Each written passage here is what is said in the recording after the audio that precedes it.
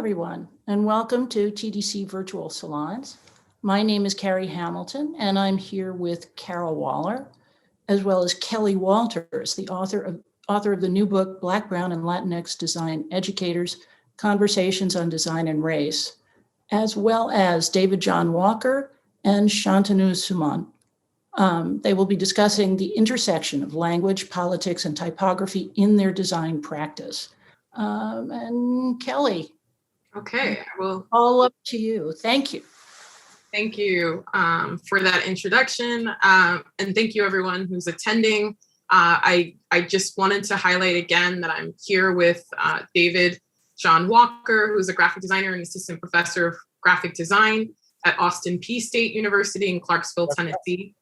He is the principal of Rhealistic Design, a design consultancy that is active locally and nationally. And I'm also joined by Shantanu Suman, who's an assistant professor of visual communication at Ball State University in Muncie, Indiana. And in a career spanning over 17 years, Shantanu has worked in India and the United States as an art director, graphic designer, documentary filmmaker, and design educator. So I'm super thrilled and excited to be joined by both of them for this presentation. And with that, I am going to share my screen and get us going. I think everyone can see. Ooh, whoa, we just clicked through a couple of slides there. So, and also let me just make sure I have access to my other things here. So, as mentioned, this panel today is really looking at exploring language, politics, and typography. I'm also sort of thinking about these in the context of kind of stemming from the Black, Brown, Latinx Design Educators book. And so part of what you'll see today is a combination of some of my projects and things that I'm doing in my design practice and the ways that I'm thinking about language and politics. And also alongside David and Shantanu as well, just based on some of the things that they're doing in their practice as well. And so I'm excited to kind of begin this conversation and connect with all of you who are here. And if there's any questions that you have along the way, I encourage you to put them in the Q&A or in the chat, and we'll get to those at the end.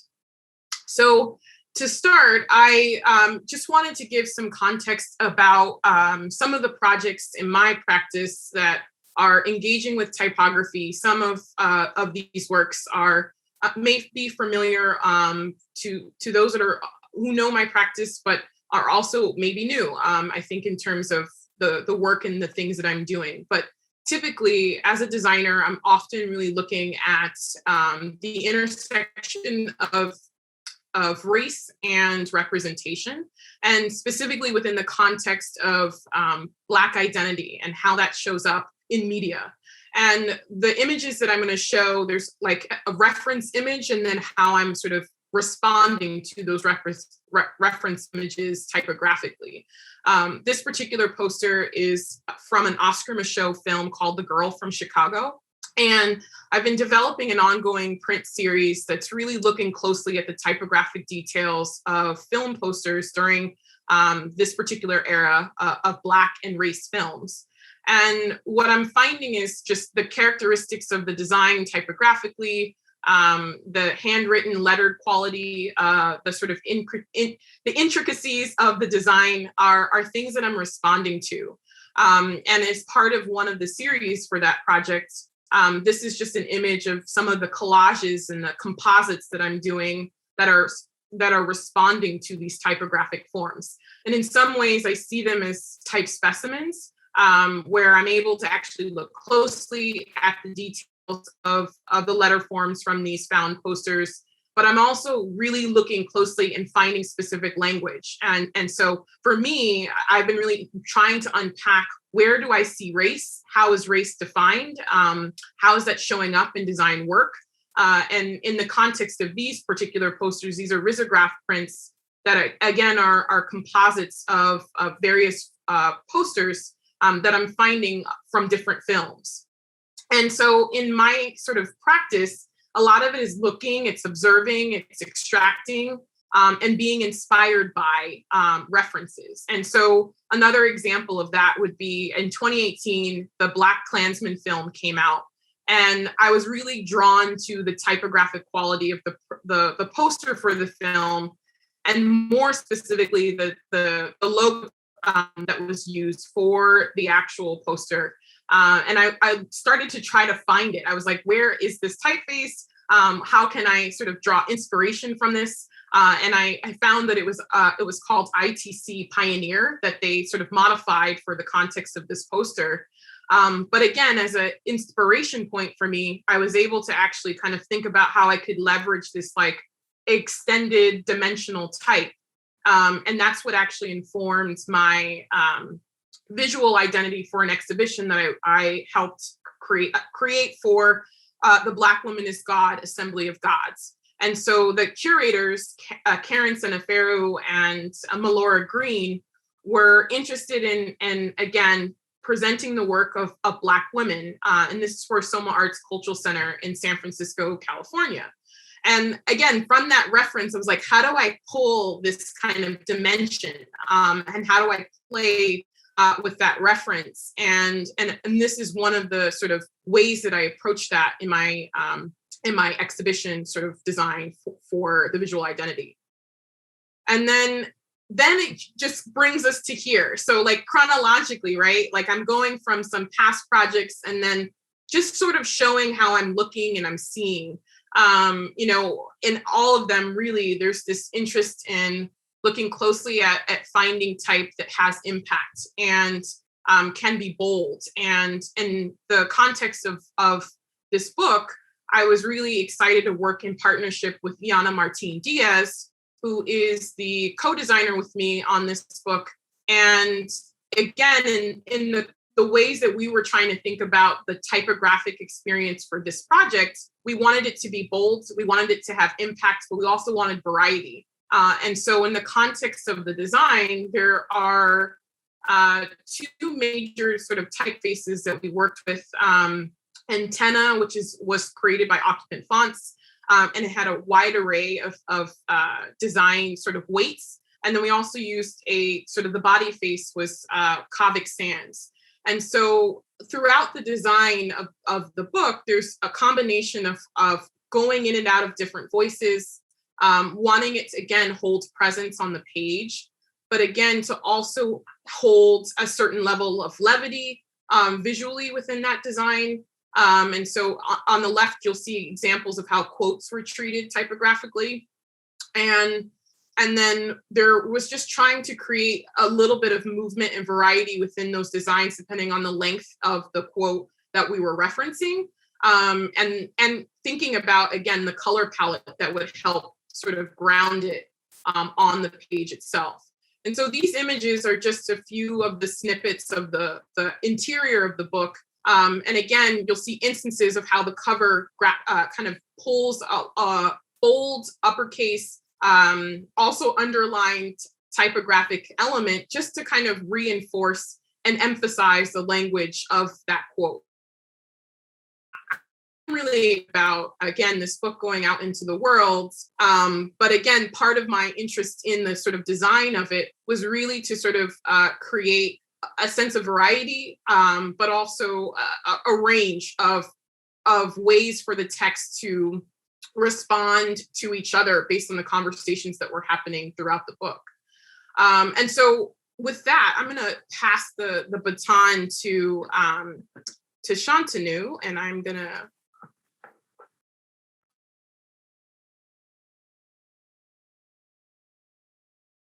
Hi, everyone. I am Shantanu Suman. I am a graphic designer from India, and currently I work at Ball State University in Muncie, Indiana.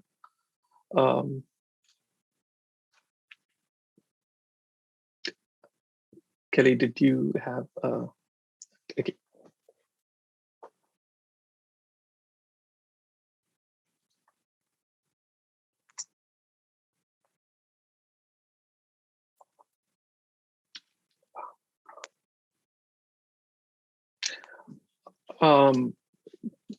Kelly, I was wondering if you had a question for me? Or...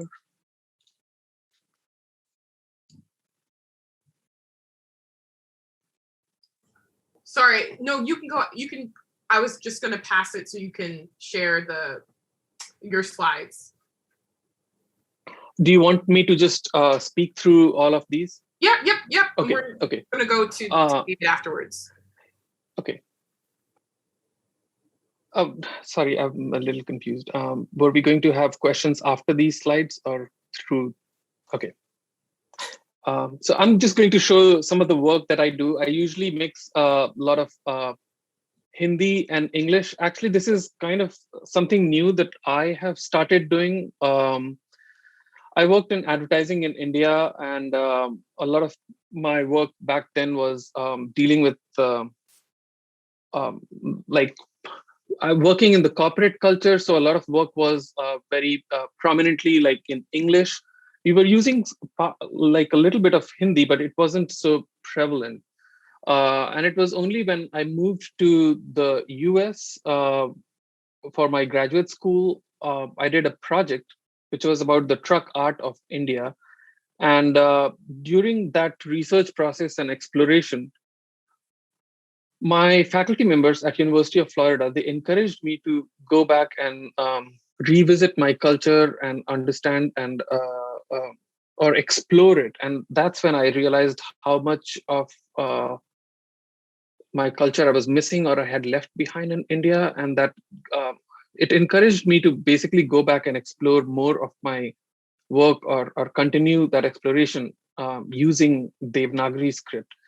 So that was a big shift in the last, I've been in the US for the last 10 years. And I've started using more Hindi in my work recently. So this is some of the work. I'm trying to click through the slides. Okay. So these are just some projects that I have done over the years. I try to use obviously Adobe, but like other softwares as well. But the core always has been like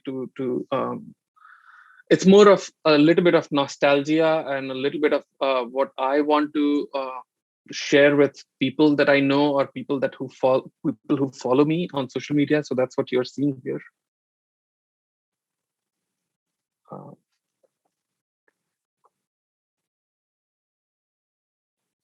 So this was the work that was done. Okay.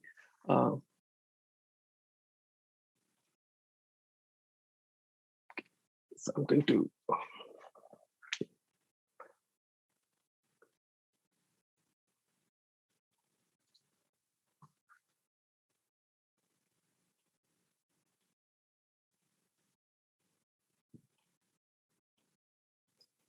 Are you finished, Shantanu?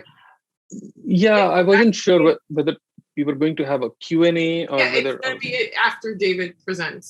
Okay. Yeah, I'm done. Thank you. Okay. So I'm going to pass it to David, and I'll just mute myself.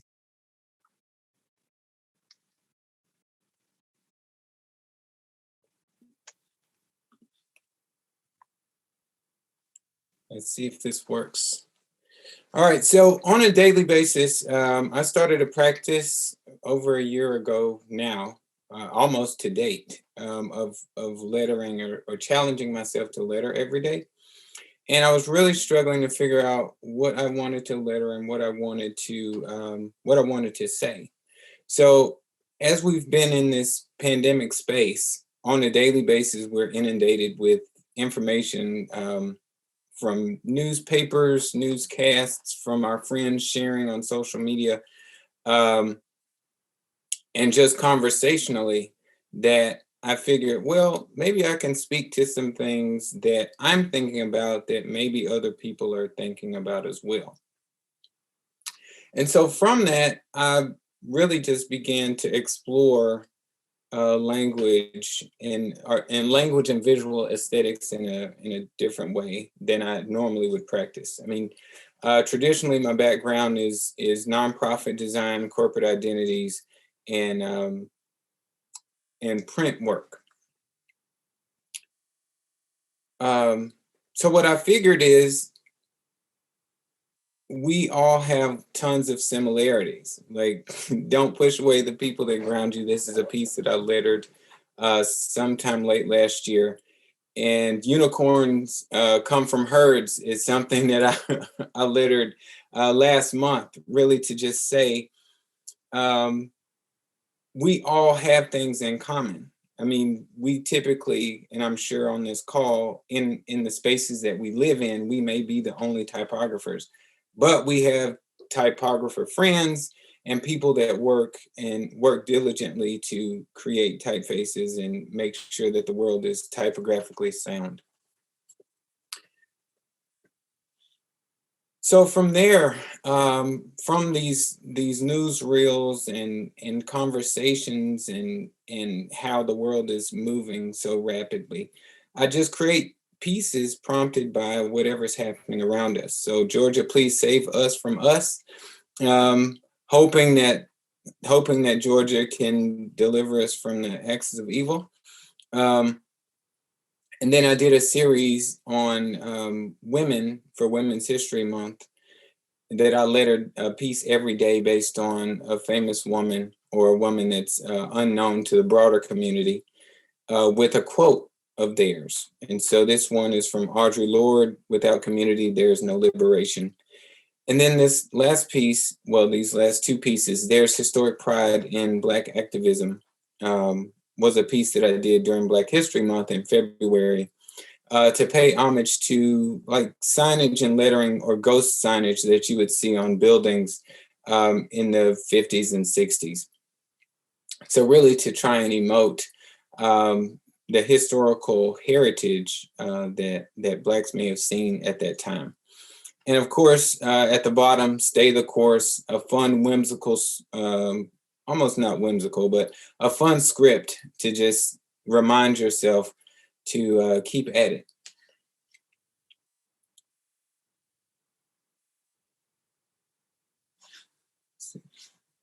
So thinking about cultural influences of typography and if there's a such thing as ethnic typography. In the Black and brown cultures, a lot of typography is mostly seen through protests and through the sales of products, whether it be books or movies or other products. So what you'll notice here on the left are protest posters. What you'll see in the middle, "Home to Harlem" and "The Walls of Jericho," are book covers that were designed by Aaron Douglas, who was a Harlem Renaissance artist. This piece in the middle that's quite colorful is a poster from the Afro-Cobra movement, as well as a Black Panther newspaper, and then a movie title from a Blaxploitation film.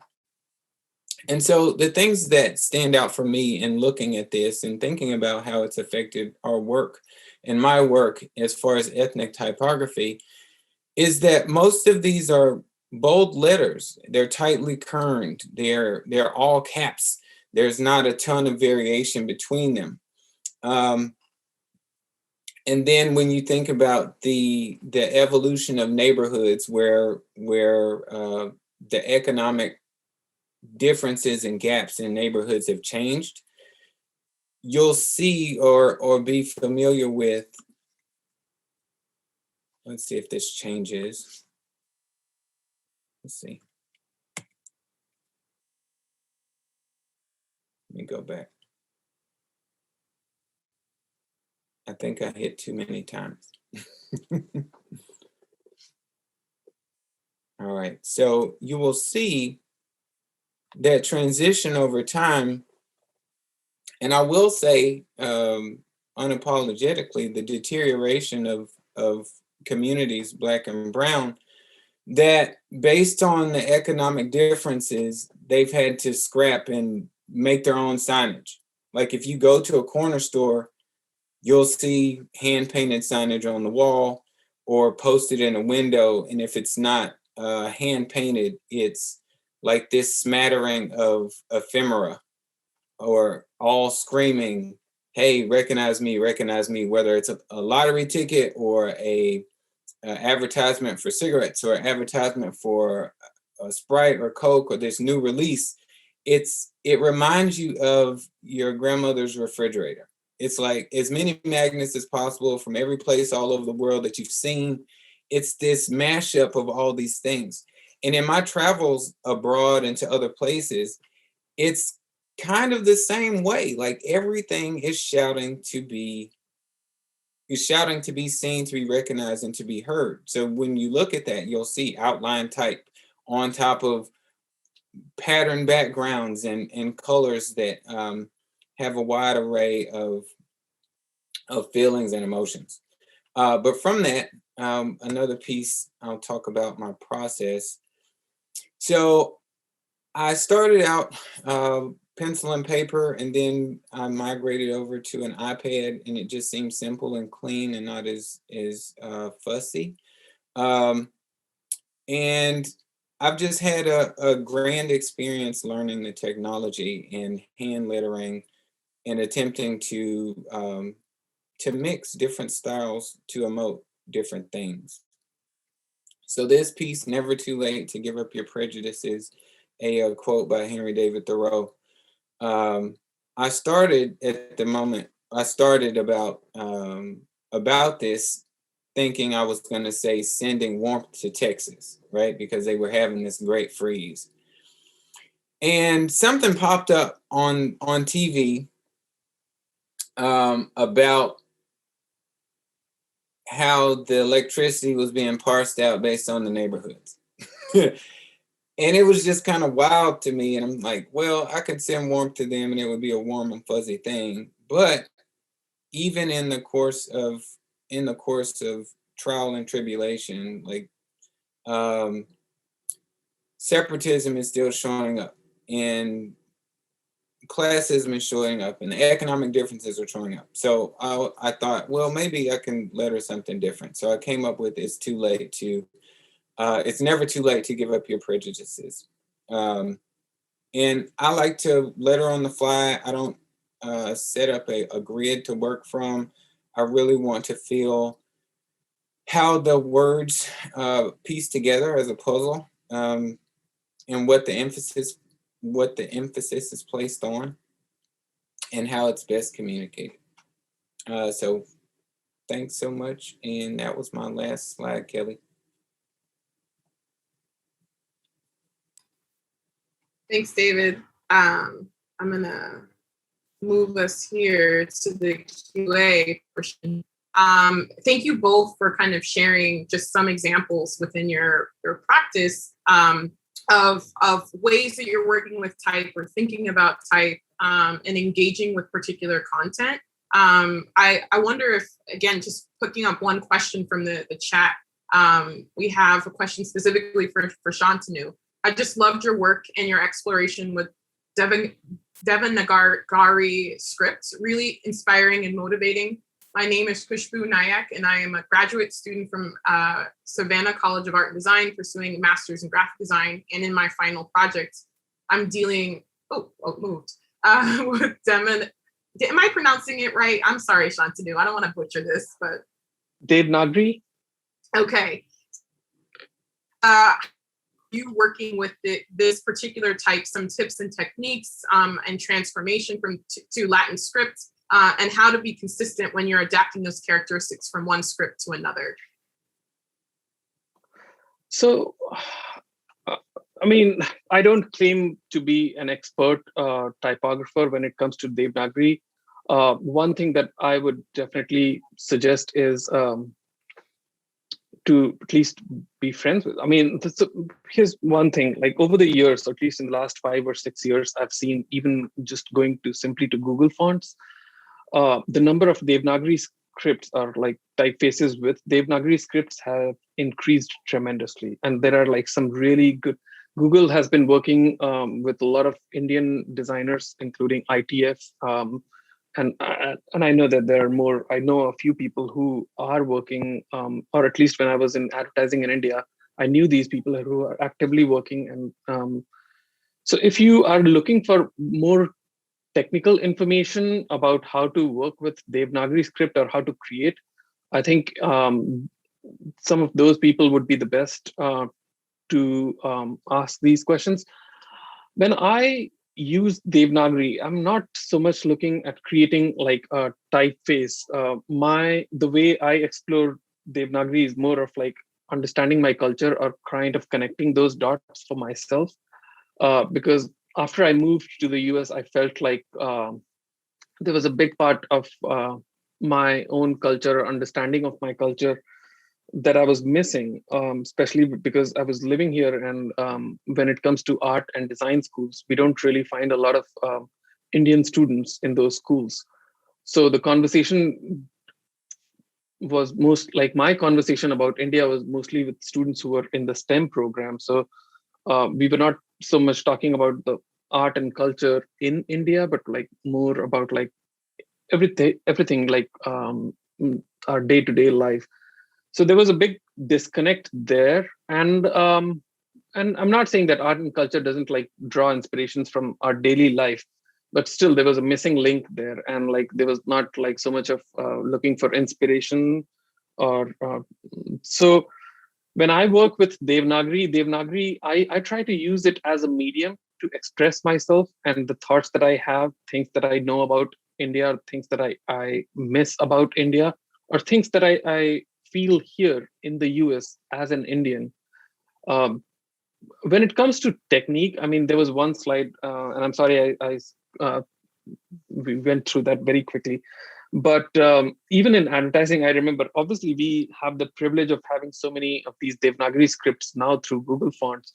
But when I started my design career, I remember that there was this one CD that would go from one advertising agency to another. And all we had were these 100 different variations of Kruti Dev, because that was the only typeface that had been designed. And I'm not sure whether it was designed with so much of accuracy. So I still have like at least 20, 25 versions of that. And the entire industry was using that, and there was not much exploration. So what I do is I take that as like a base, and then I draw over it until I get the desired result or things that I want to do with my design. So one of the slides where it showed the Instagram takeover, the script. In the beginning, I started with a Kruti Dev typeface, and then I keep drawing. I use my tablet. I prefer Wacom. So like I try to keep drawing on top of it until I get what I am looking for. And yeah, that has been my process so far. I'm gonna take another question from the chat. And I'll pose this one to David. How do you begin creating lettering pieces or hand sketching? Do you begin with a base font and then explore tweaking it? And then I'll add just another component to that. How are you thinking about the like political nature of what you are potentially taking and, you know, creating lettering for, right? So I guess the two-part question I would add to this question is more, what's that process for beginning it? And then how do you contend with what you're actually saying and like what that means politically? So for me, I don't typically start with a base font. I start with a serif or a sans serif. And one of the things that I did halfway through last year is tackling my overwhelming anxiety about script, about lettering in script. And so as far as building from a base font, I'll start with a sans serif, and then I'll determine whether or not the weight should emote whatever it is I'm lettering. So if it's something heavier or something, if it's something sad or heavy, of course it'll be thicker, a heavier weight. It may be extended versus condensed. It may, or if it's a lighter feel, it would be a lighter weight sans serif. Now, if I want to elevate it, I may turn it into a serif and give it some decoration on the terminals, or add a script, and which is weird. Like I never really dug into, you know, the vertical angles of script, whether it's an upright script or a highly slanted script with tons of contrast, or monoline all the way through. And just based on that, if there is a political message that I'm attempting to say, some scripts can be more playful than others. If they're more rounded, they're more lighthearted. If they're more angled, it's more, I guess I would say, touchy or prickly. And so I attempt to imbue, emotion in that way, but I don't typically start out with a base font. Like I hardly ever trace a typeface. Okay. Segueing to another question from the Q&A, shout out to Chessa for putting this in there. How can teachers of all backgrounds better support Black and Brown students in the classroom? I think this is a really critical question. And I know I'll sort of kick us off and kind of pass it back to David and Shantanu. I think a really important piece is listening. I think that sometimes we think we're listening and we're not. Sometimes we think we have a better understanding when we don't. And I think a really important piece for any teacher, regardless of the background, is to listen very closely to what your students are saying.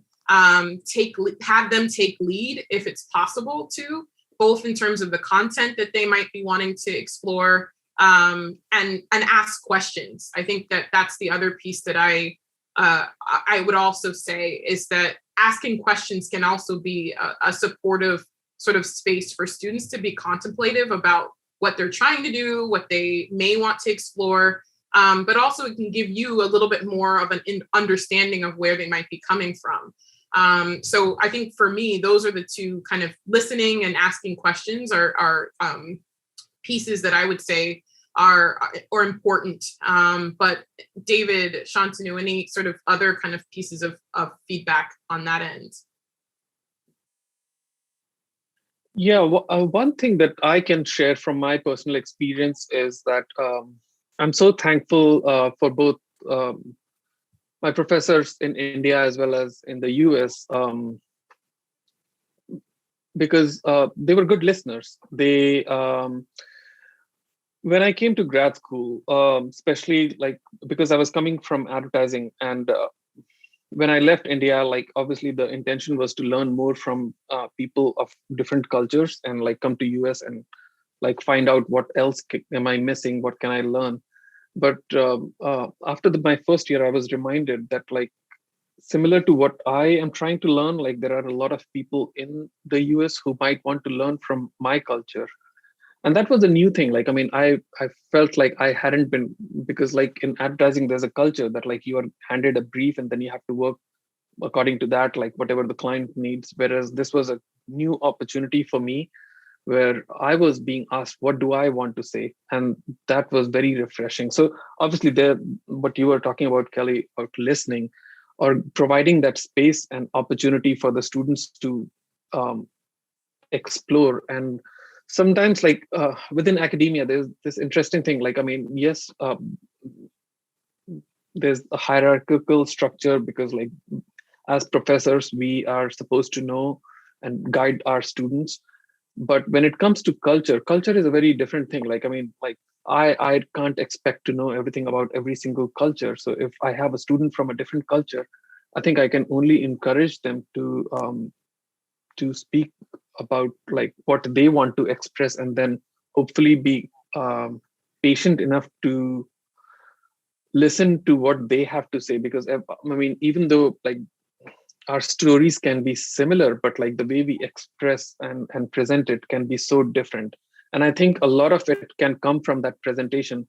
Primarily, when I design things, whether I'm using Devnagari or English or Hinglish, the message is still the same. It can be applicable to both in India. And I feel my message is, whether I'm sharing with friends in person or social media, it's applicable in both the countries. But a lot can change in the way I am talking about how I'm presenting that. So I think a lot of that can come from educators when they are listening, giving that space, providing that opportunity to the students. So that's one thing that I can speak from my experience. Yeah, so I would say the biggest thing that I try and do for Black and Brown students, number one, if they're in design school, you have to teach them to see. So not only, do we listen to where they've come from or what their experiences are and what they feel like their exposed design aesthetics are, it really is to teach them to be observational so that they can see, okay, well, what typefaces are communicating to what audience. Now, it definitely makes a difference on the program that you're teaching within. I mean, I came out of a small HBCU, a Black school, and so we didn't have a full, robust graphic design program. And so my exposure to typography was limited. I didn't really get into it until after I left graduate school.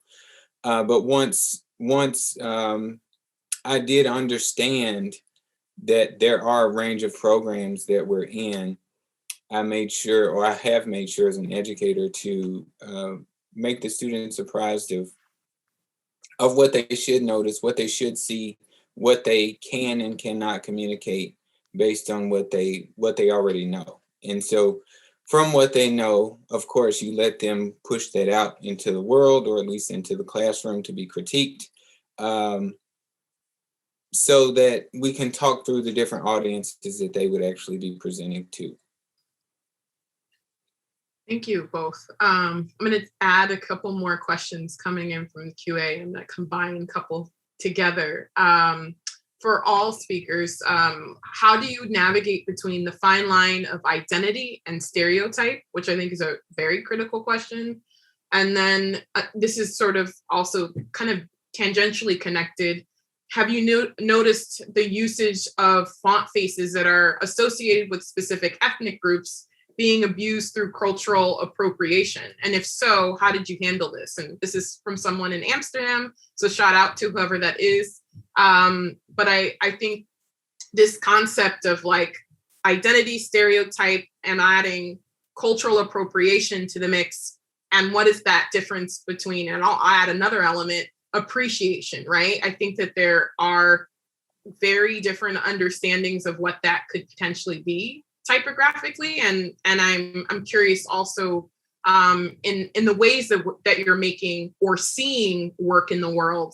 How do you know the difference, right? How do you know like where that line is between identity and stereotype, and feel where it's like culturally appropriative?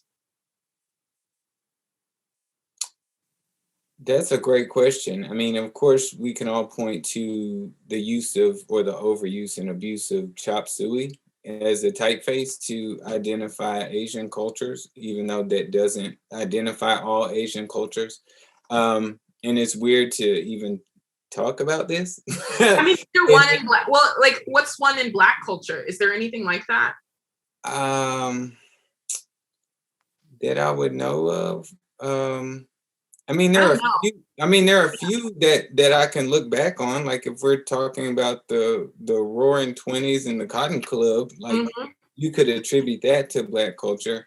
Yeah. But there was also, I think this is me just going off topic for a second. It's like that I remember growing up in the 90s that all had to do with Kwanzaa or like tangentially related to Black History Month. There was very specific characteristics that kind of were riffing on like an Afrocentric component, but then like would just show up every place that was like Afro related outside of Black History Month. And so, yeah, I'm just curious about like, are we getting better? Are we away from that? Are we not? Like, I mean, are you seeing that, Shantanu, and some of the scripts that you're working with, and like, when and how do you know it's not working? So when it comes to stereotype, I mean, I'm forgetting the name of this typeface, but it's something that like 10 years ago, like anyone out of away from India who wanted to write any Hindi word, like it would be written in English, but because like Devnagari uses this bar at the top, like where all the letters are connected. So all these English words will be written and like it'll use a bar at the top. And that somehow was supposed to be, that I consider as stereotyping like everything that like happens in like or written in Hindi. It was, I mean, I don't know, whenever it was designed, it probably would have worked for that time, maybe for a very specific use.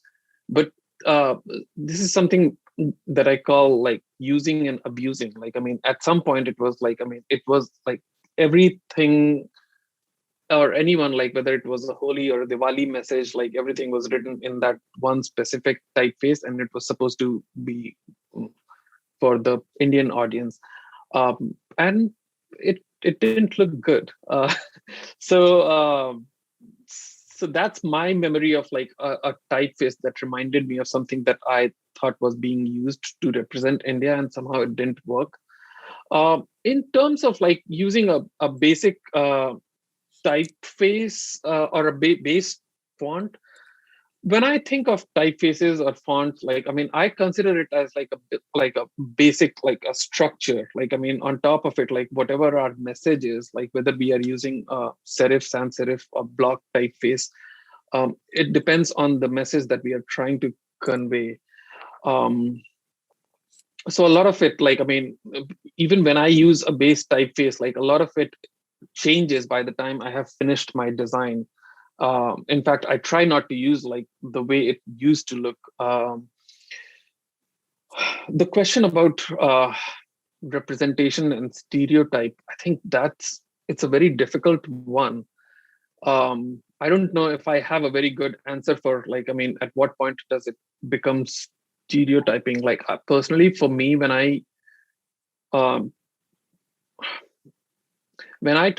try to talk about my work or like things that I want to express,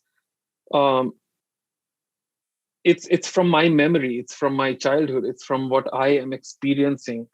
I don't think about stereotyping, and I hope that it doesn't come through my anything that I'm doing.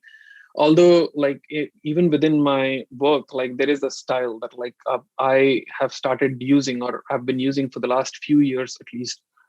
Because my project was about the truck art of India, and when David was talking about the ephemera or like the street art of India, I try to use that because I remember growing up in the 80s and 90s. Like, I mean, English was like a language that was being taught in schools, and we were like all the kind of the official language, and Hindi was something that was more on the street, like all the local messages about elections or about like products or would be in Hindi. And somehow this goes back to the colonial rule as well. Like there is like the entire thing about high art or art versus craft, anything that was not being taught in art schools back then was considered craft or bazaru or something that was being sold on streets.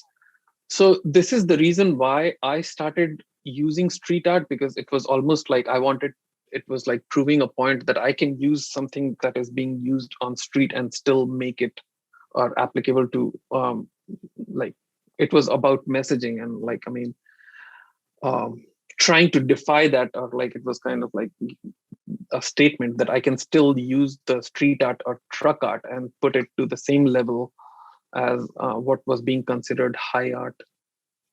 So that's how I have used those designs or the Devnagari script in my work, or I at least intend to do.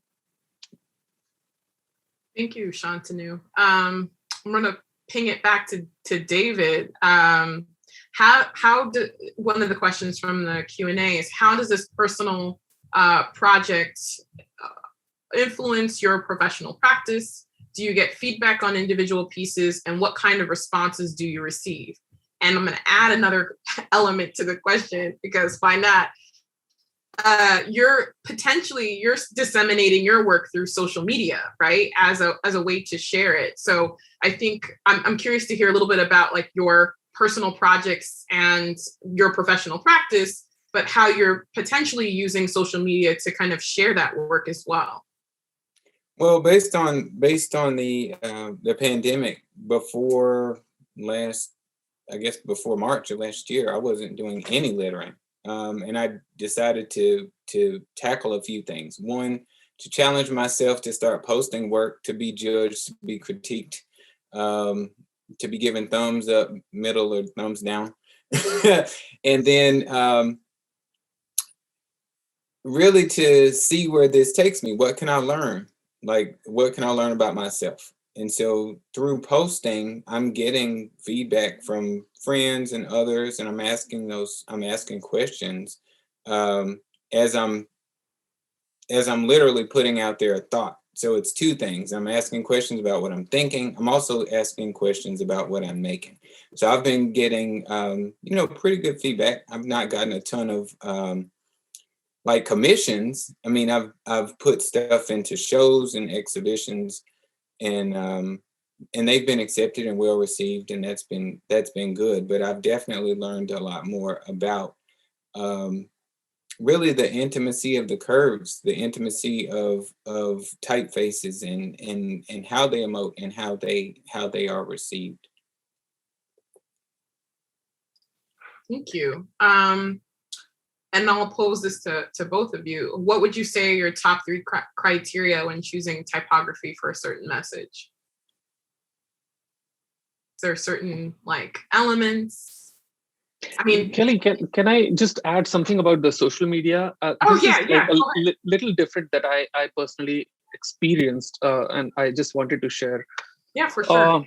So I wasn't using social media until or at least I would say Instagram more specifically, because that's where I share some of my design work, until a few years ago.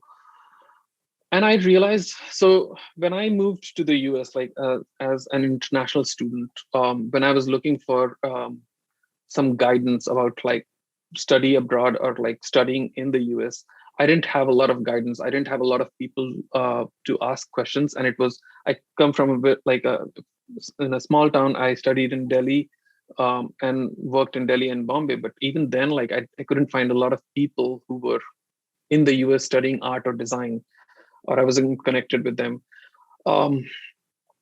Until I moved to US and I shared a project, or I worked with an organization that shared one of my projects about the taxi fabric project on social media. And then I suddenly realized that a lot of students and young designers started connecting with me on Instagram. And over the years, I have received a lot of messages from students who have questions.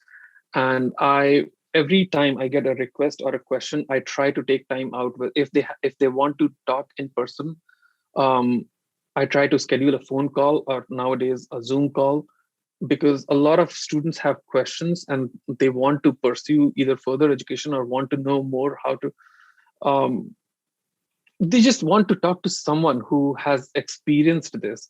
So social media for me has been about sharing my work, but also putting myself out there and just telling people that I'm here. If you have any questions, please reach out and please ask questions. I'll be willing to talk to you. So that's how I have used social media. Yeah, I think it's the scary part is putting yourself out there. I can attest to that. And there's just, you never know what the response is going to be. And so I completely understand sort of like knowing that you can yield a response, but also struggling with the putting out that work for the response. Are you ready for it? So I hear that. I'm going to add, I know we're almost out of time here, but I'm going to add a couple more here to our conversation. What is your opinion? Oh, did you have a question, David? Yeah, I guess we didn't answer the last question. Oh, yes. Sorry. The criteria. Yeah, and go for it. I'll touch on what you were saying earlier. Social media is like low stakes. It's if you care about likes, I don't know. I think it could be high stakes. if you care about likes and looking at the insights, that could be nerve-wracking. But if it's really about personal expression, then it kind of doesn't matter. So it's low stakes in the sense that you can be seen, be heard, but if you're not seen, not heard, it's all right. It doesn't make or break your practice. But you were asking about the criteria. The top 3 criteria. Yeah, the criteria. So top 3 for me, when did it happen historically? What are the emotions around it?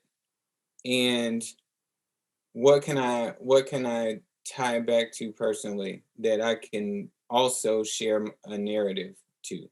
Like if I can give this work my own narrative and it still emote the narrative without actually without you reading the narrative, then I feel like I've succeeded, in what I've produced.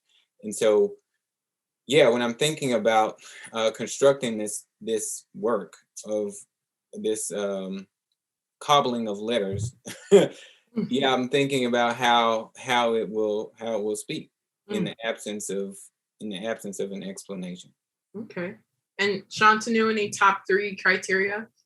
Were you asking criteria for selecting the work or creating work? I think the question, I'm trying to find where I put it. I think it was just top 3 criteria for, I can't find it now. I think in terms of how you're kind of thinking about here it is. What would you say are your top 3 criteria when choosing typography for a certain message? I think I would go back to my old point about typography. When I think about typography, obviously, like different kinds of typefaces are expressive and can present certain emotions.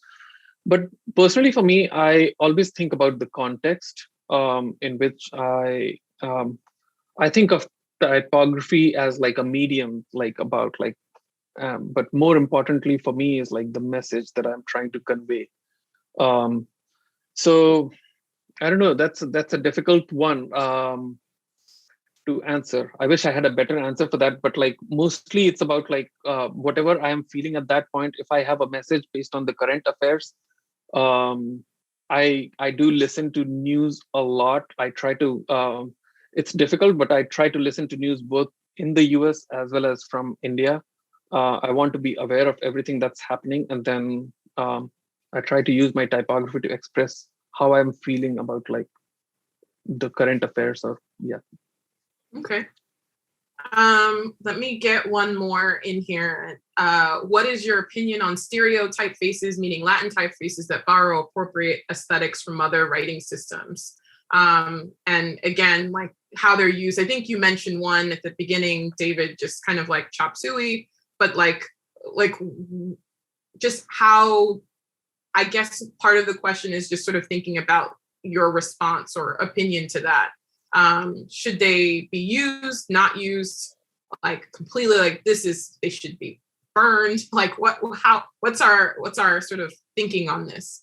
Well, it's strange. In one instance, you're hoping that non-Asians don't use it to signify Asians, or you don't. Let me categorize this one in another way. So typically when you see a brush font, you think blue collar work, like it's on the side of a grocery store, it's on the side of a truck, it's on the side of a building, but it's like seen as lowbrow and cultural. So you don't want to denigrate, but you do want to pay homage to what's come before it, and so that's a really tough balance to strike. So you don't necessarily want to prohibit the use of it, but at the same time, you want to make sure that it's applied in the most sensitive of ways. And Shantanu, any comments? I know we're. So, I mean, I personally think that like design has come so far, and like even in America, like I mean, the best thing is like we have designers from all across the world. I don't think at this point there is any excuse for using typefaces that were outdated or trying to represent some stereotype. There are so many people working so hard to represent their culture or like to express, and like we have a lot of options to choose from. So if we are still going and falling back on the same things that we used 10 years ago, I think that's a personal choice. And personally, I think that could be a problem going forward. We have a lot of options. So I think all we need to do is reach out and like find out like if we want to represent certain cultures, like for organizations or companies, I would recommend please hire a designer who represents that culture and work with them. I mean, it's as easy as that. Yeah, I think that's like important last words. So I just want to say thank you to David and Shantanu. I know we couldn't get to all the questions, but I just want to say thank you to all of everyone who's in the room right now listening in. Also, definitely get the book that feature conversations with Shantanu and David, and among others. And then I'll also just put, because like this is the last event in the sequence of events that have happened this spring for this book, that if you want to look at or listen to some of the music that's been gathered by the contributors in the book, here's a Spotify playlist that we've been aggregating songs and music to kind of reflect the community and members of the book. So thank you for that. And thank you TDC and One Club for giving us space today to share. Okay, thank you very much, Kelly, for that wonderful talk, and Shantanu and David as well. Sorry, that's my intercom going off. Don't forget about the discount on the book, right, Carol? What was the discount on the book? The discount is TDC 25. Okay, and that's where? Where did they go to get that? I think it's Princeton Architectural Press. I sent everybody a link to this right before the event started.